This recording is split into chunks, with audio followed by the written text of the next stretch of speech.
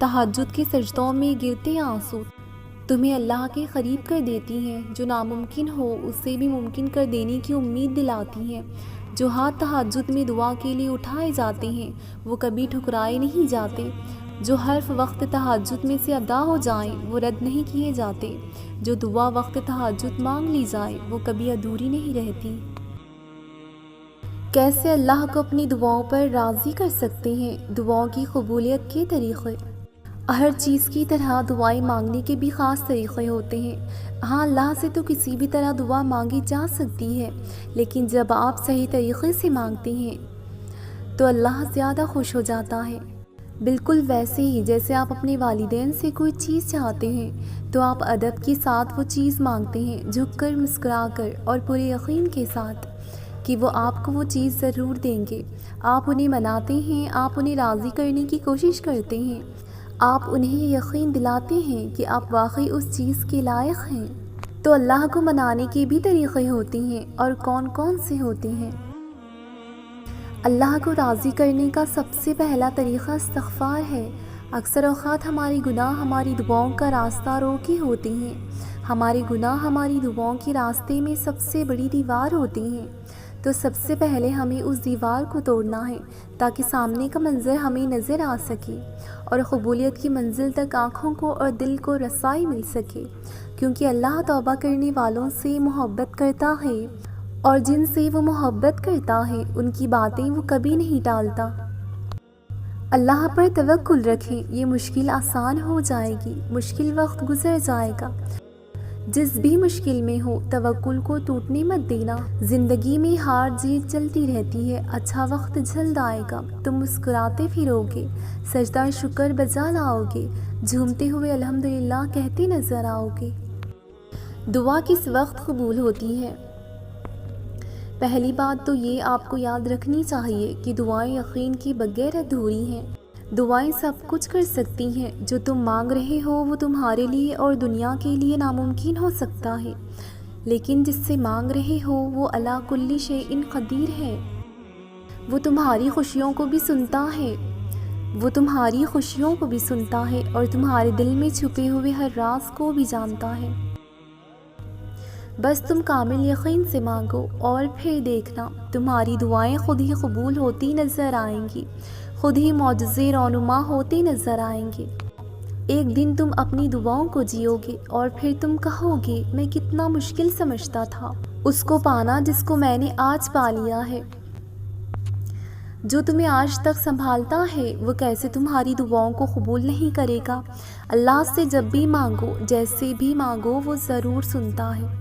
جو اس پورے نظام کو چلا رہا ہے، جس کے حکم سے سورج نکلتا ہے اور ڈھلتا ہے، جس کے حکم سے صبح شام میں اور پھر شام رات میں بدل جاتی ہے، وہ اللہ جو تم سے بے پناہ محبت کرتا ہے، وہ کبھی کسی حال میں تم کو تنہا نہیں چھوڑتا۔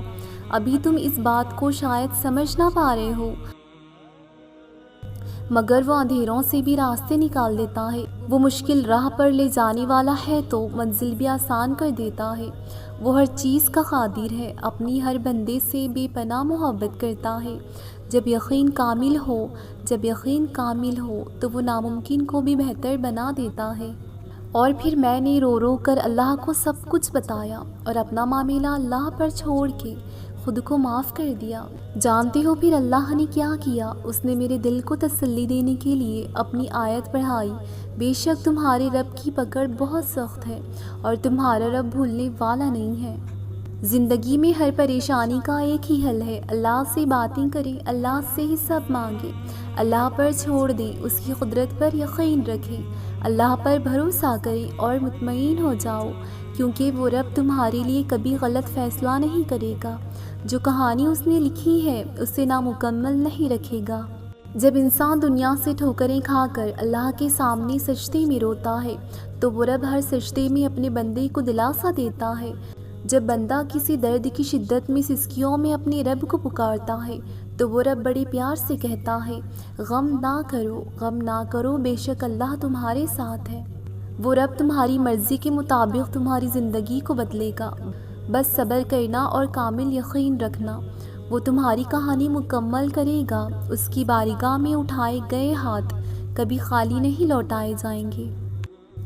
میرا رب فرماتا ہے سب کچھ چھوڑ چھاڑ کر اندھا اعتبار کر لو مجھ پر، یقین کرو میں اپنے وعدوں کا بڑا سچا ہوں۔ وہ رب جانتا ہے تم تکلیف میں ہو، اسے معلوم ہے لوگوں کی باتوں سے تمہیں اذیت ہوتی ہے، تمہاری انکہی باتیں، تمہاری ادھوری دعائیں، وہ سب سن رہا ہے۔ وہ تمہارے سجدوں میں بھیگی آنکھوں کو دیکھ رہا ہے۔ ممکن ہے اب تمہاری ادھوری دعاؤں پر کن کہہ دے، ممکن ہے تمہاری آزمائش کا وقت اپنے اختتام کو پہنچ گیا ہو، بس کامل یقین رکھو تمہارا رب ہر شے پر قادر ہے۔ اکثر ایسا ہوتا ہے کہ ہم اپنی سوچوں میں گم ہو کر ہمت ہارنے کے وقت بہت قریب ہوتے ہیں کہ پھر اچانک کچھ ایسے لفظ پڑھنے کو مل جاتے ہیں کہ ہمارا حوصلہ بحال ہو جاتا ہے۔ دراصل یہ اللہ کی طرف سے ہوتا ہے۔ اللہ ہمیں امید کی کرن تھما رہا ہوتا ہے کہ تمہارا رب تمہارے ساتھ ہے، حالات جیسے بھی ہو جائیں، سب ساتھ چھوڑ جائیں، لیکن وہ رب تنہائی میں بھی تمہارا ساتھی ہے۔ اور پتہ ہے جب انسان سب کچھ اپنے رب پر چھوڑتا ہے، وہ رب بھی اپنے بندے کے یقین کو قائم رکھتا ہے۔ وہ آزمائش بھی لیتا ہے لیکن اپنے بندے کو سنبھال بھی لیتا ہے۔ جب ہم اس کی رضا میں راضی رہتے ہیں تب وہ ہمارے صبر کا پھل ہمیں دیتا ہے۔ اور یقین رکھیں شدت سے مانگی گئی دعائیں رائے گاہ نہیں جاتی۔ جن دروازوں کو کھلنے کا آپ کو شدت سے انتظار ہے، ہو سکتا ہے وہ اتنی کھوکھلی ہوں کہ کھلتے ہی آپ ٹوٹ جائیں، کیونکہ وہ رب فرماتا ہے عین ممکن ہے جو چیز تمہیں پسند آ رہی ہو۔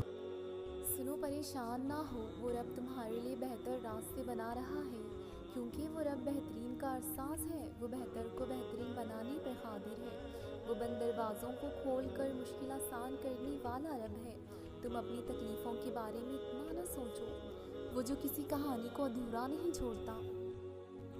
تم مایوس کیوں ہو رہے ہو؟ کیا تمہیں تمہارے رب پر یقین نہیں کہ وہ بہترین فیصلہ کرنے والا ہے؟ وہ اللہ بہترین ہے فیصلہ کرنے والوں میں۔ جن فیصلوں کو تم اللہ پر چھوڑ دیتے ہو، پھر اللہ تمہیں مایوس نہیں ہونے دیتا۔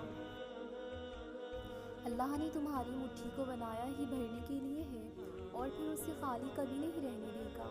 جو راستے تمہیں انجان لگ رہے ہیں، دیکھنا اللہ انہی راستوں سے معجزوں کا سفر شروع کر دے گا۔ اللہ تو کبھی بھی کچھ بھی کر سکتا ہے۔